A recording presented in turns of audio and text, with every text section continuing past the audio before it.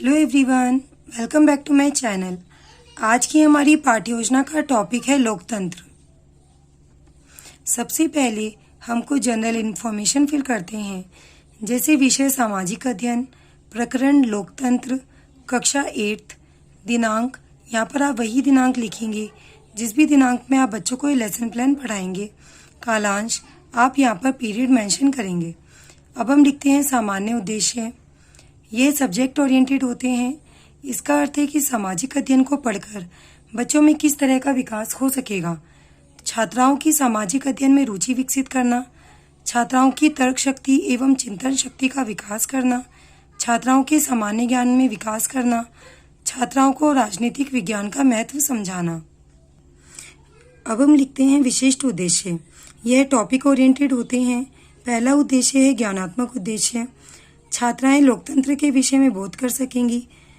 भावात्मक उद्देश्य, छात्राएं लोकतंत्र के विषय में रुचि विकसित कर सकेंगी। क्रियात्मक उद्देश्य, छात्राएं लोकतंत्र से संबंधित चित्र बना सकेंगी। अब हम लिखते हैं सहायक सामग्री। यह वह सामग्री होती हैं जो हम अपनी पाठ्य योजना को पढ़ाते समय उपयोग में लाते हैं, जैसे श्यामपट्ट, चौक, चार्ट, डस्टर, संकेतक आदि। अब हम लिखते हैं पूर्व ज्ञान। जैसे कि हमारा प्रकरण है लोकतंत्र, तो हम यह मानकर चलते हैं कि छात्राओं को राजनीतिक संबंधों से संबंधित सामान्य जानकारी है।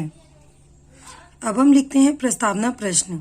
इन प्रश्नों को हम पाठ्य योजना को पढ़ाने से पहले बच्चों से पूछते हैं, जिससे कि हम यह जान सकें कि बच्चों को हमारे टॉपिक से रिलेटेड कितनी प्रीवियस नॉलेज है। यह संख्या में 4 से 5 होते हैं और इसको हम जिगजैग फॉर्म में बनाते हैं। जैसे कि पहले प्रश्न का जो भी उत्तर आएगा, हमारा दूसरा प्रश्न उसी से संबंधित होता है। इसके लिए हम एक टेबल बनाते हैं जिसमें लिखते हैं क्रम संख्या, छात्राध्यापिका क्रिया और छात्रा क्रिया। पहला प्रश्न है हमारे देश का क्या नाम है, तो बच्चे आंसर करेंगे भारत। भारत के राष्ट्रपति का नाम क्या है, बच्चे आंसर करेंगे महामहिम रामनाथ कोविंद। अब हमारा अगला प्रश्न है राष्ट्रपति का चुनाव कैसे किया जाता है, तो बच्चे आंसर करेंगे अप्रत्यक्ष मतदान प्रणाली द्वारा।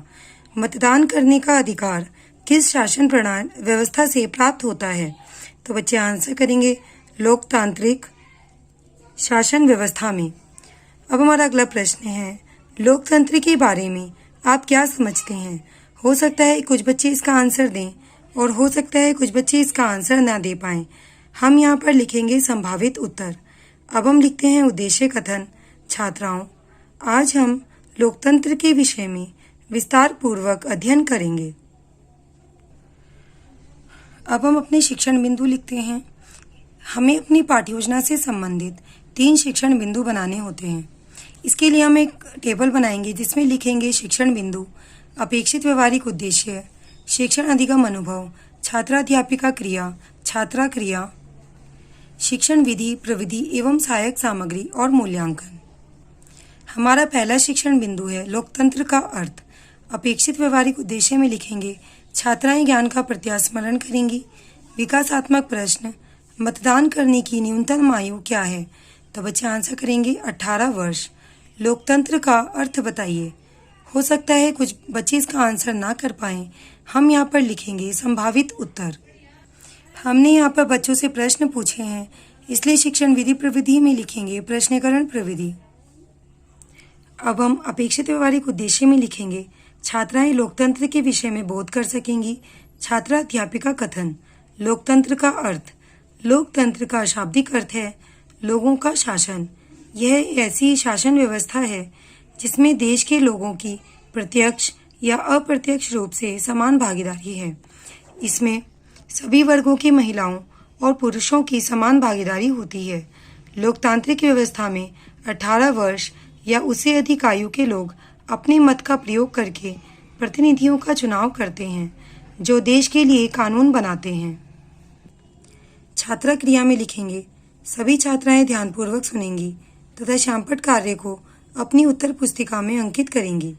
यहाँ पर हमने बच्चों को यह शिक्षण बिंदु समझाया है, इसलिए शिक्षण विधि प्रविधि में लिखेंगे कथन विधि और अपनी शिक्षण बिंदु से संबंधित बच्चों को एक चित्र चार्ट पेपर पर बनाकर दिखाएंगे। उसी का एक छोटा रूप हम अपनी पाठ्य योजना में भी चिपकाएंगे।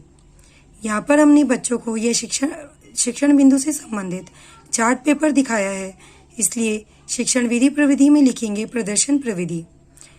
और अंत में हम अपने शिक्षण बिंदु से संबंधित एक मूल्यांकन प्रश्न बच्चों से पूछते हैं, जिससे कि हम यह जान सकें कि बच्चों को हमारा शिक्षण बिंदु कितना समझ में आया है और कितना नहीं। हमारा मूल्यांकन प्रश्न है, लोकतंत्र का अर्थ बताइए। अब हम पहले की तरह ही टेबल बनाते हैं और अपना दूसरा शिक्षण बिंदु लिखते हैं, लोकतंत्र की स्थापना। अपेक्षित व्यवहारिक उद्देश्य में लिखेंगे, छात्राएं ज्ञान का प्रत्यास्मरण करेंगी। विकासात्मक प्रश्न, लोकतंत्र का शाब्दिक अर्थ क्या है? तो बच्चे आंसर करेंगे, लोगों का शासन। लोकतंत्र की स्थापना के विषय में आप क्या समझते हैं? हमारा दूसरा प्रश्न है, लोकतंत्र की स्थापना के विषय में आप क्या समझते हैं?